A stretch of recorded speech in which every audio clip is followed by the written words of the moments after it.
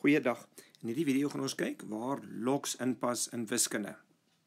Onthou, voor ons die video behandel, indien daar enigiets is waarmee jy sukkel met logs op skoolvlak, kan jy vir ons 'n WhatsApp foto van jou probleem aanstuur na hierdie nommer toe, dan ons dit vir jou probeer oplos en so gou as moontlik verniet vir jou antwoord terugstuur.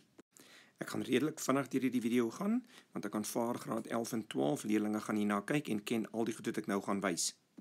Die opdrag hier is los op vir x. Dit beteken ons moet hierdie x alleen kry. Omdat die omgekeerde van vermenigvuldig hier deel is, deel ons deur 2 aan albei kante en dan kry ons x is gelyk aan 4.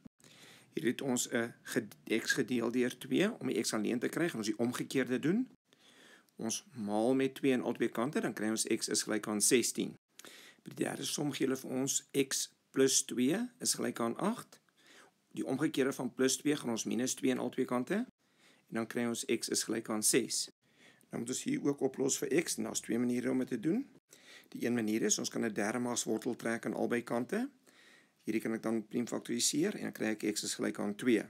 Die ander manier is, om met 'n derde in die lig te vermenigvuldig aan albei kante, dan kry ons ook x is gelyk aan 2. Enigeen van die 2 maniere is jy seker al gewoond.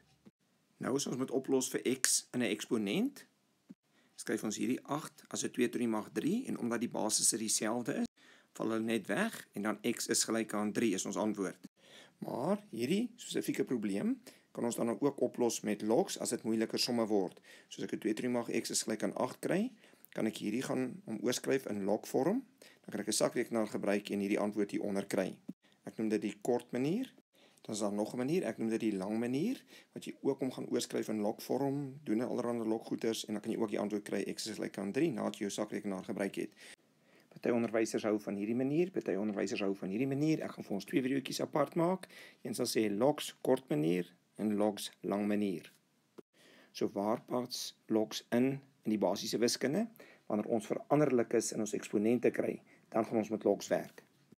Laastens, hier is al die sommetjies wat ons nou gedoen het, en logs pas in wanneer ons 'n eksponent met 'n veranderlike kry en 'n lelike getal daar, dan moet ons logs gebruik om te kry x is afgerond 2,32.